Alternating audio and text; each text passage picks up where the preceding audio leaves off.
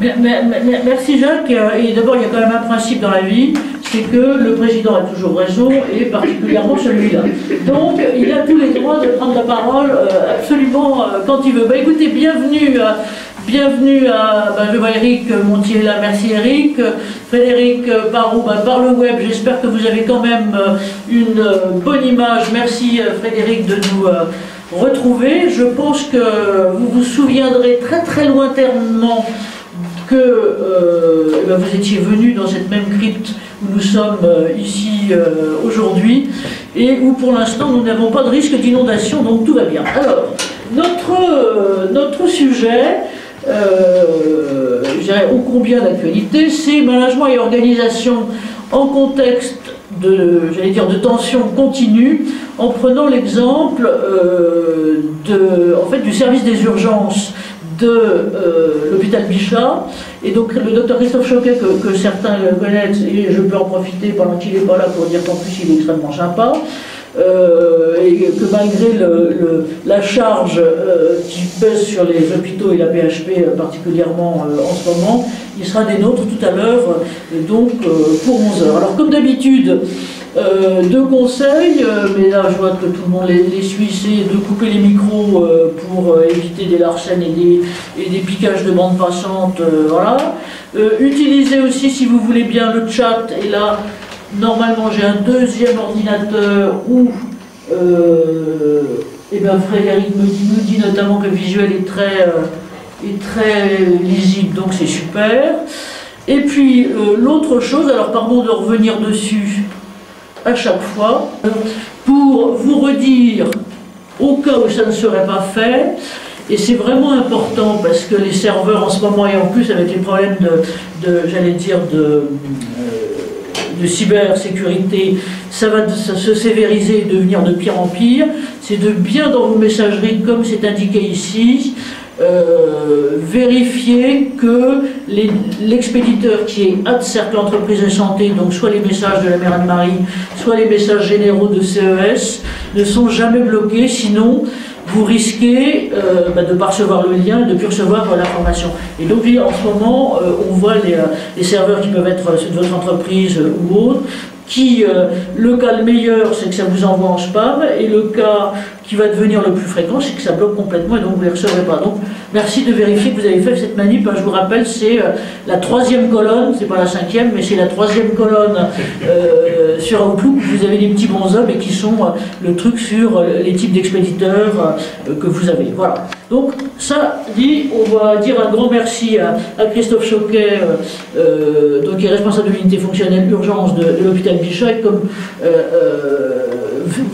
vous imaginez, en fait, l'hôpital Bichat, c'est un hôpital parmi les 40, c'est ça, hôpitaux parisiens, mais c'est celui qui gère un tiers des flux d'urgence qui arrivent sur le total. Donc notre thème essentiel, ça sera avec Christophe Choquet, vous entendez bien, oui, ça a l'air. Et puis on va faire un point donc, qui est devenu classique sur notre contenu. Donc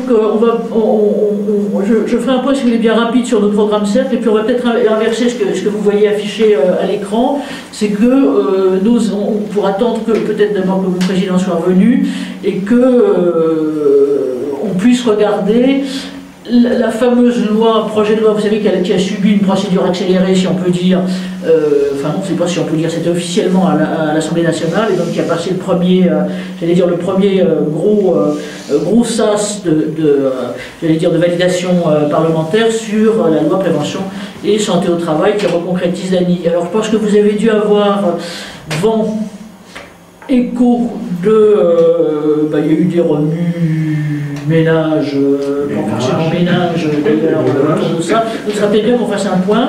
Et puis du côté de, on fera aussi un point donc, sur la presse. Je vous ai envoyé le lien pour la revue de presse ce matin et les rapports particulièrement les rapports internationaux. On fera aussi globalement un point là-dessus. Alors d'abord notre programme que vous rappelez Jacques Bouvet tout à l'heure. Donc le 14 avril, alors on est complètement de saison, on l'a programmé depuis longtemps, mais on sait que les questions de cybersécurité, de responsabilité, de vigilance data, et particulièrement Health Data des organisations, devient de plus en plus importante. Mais encore une fois, certes, ce sont les DSI ou l'équivalent qui sont en charge de ça, mais c'est en fait au quotidien tout un chacun, et particulièrement les managers, puisque juste pour rappeler, là j'ai pas les chiffres d'autres secteurs, mais vous le trouverez d'ailleurs dans la revue de presse, par exemple, ne serait-ce que les services financiers, aussi bien, je dirais, donc les banques, les assurances, les fintech, mais aussi les services financiers en entreprise, la croissance sur un an des attaques, c'est 238%. Donc c'est quand même beaucoup. Donc on fera un point là avec Valérie Emmanuel Gosserez, donc, qui est le président d'une structure d'intelligence économique et là-dessus, et qui envisage, je dirais, les choses. Là, c'est aussi l'intérêt, c'est pourquoi je dirais que c'est un peu lui qui est là, sous l'angle. L'un des premiers flux de capitaux, si on retrouve un flux de capital qui devient essentiel, c'est justement le flux de data. Et ça, ce qui d'ailleurs dans les rapports, qu'ils soient financiers ou extra-financiers, c'est pas suffisamment pris en compte. Ça, c'est aussi une vigilance de fond. En mai, donc on rencontrera Laurent Grand-Guillaume. Laurent Grand-Guillaume, ça vous dit peut-être quelque chose, c'était il y a, je crois qu'il a monté ça il y a 3 ans à peu près. C'est un député, malheureusement le pauvre, on peut dire que ça n'a pas suivi dans sa circonscription, mais c'est lui qui a lancé le système territoire zéro chômeur de longue durée. L'idée étant, encore une fois, que plutôt que de finalement payer des allocations de chômage à des chômeurs qui ont de longue durée, qui ont relativement peu de chances de réintégrer le marché du travail, c'est de les prendre et de leur donner à la fois un emploi et une formation, et le tout, je dirais, dans des zones d'activité, dans des types d'activités qui n'entrent pas en compétition avec, je dirais, des structures de type, qu'elles soient commerciales ou associatives, globalement existantes. Alors, le 9 juin, on a pas mal de possibilités là-dedans. Moi, je vais vous dire, j'ai une assez grande envie, c'est qu'on regarde à nouveau les relations qui sont maintenant clairement de synthèse, alors que nous, on avait, enfin, convergentes, alors que nous, on avait choisi ça, j'allais dire, quasiment de démarrage. C'est la convergence santé publique, santé travail. Et puis, d'autres questions sur l'architecture, donc voilà, j'ai fini ça. Et puis, en juillet, on va s'attaquer à une question qui devient essentielle et qui sont d'un certain côté. Alors, le terme est à la mode, moi je l'aime pas beaucoup, mais il est là et je pense qu'il faut le prendre, c'est les obligations de CARE des entreprises.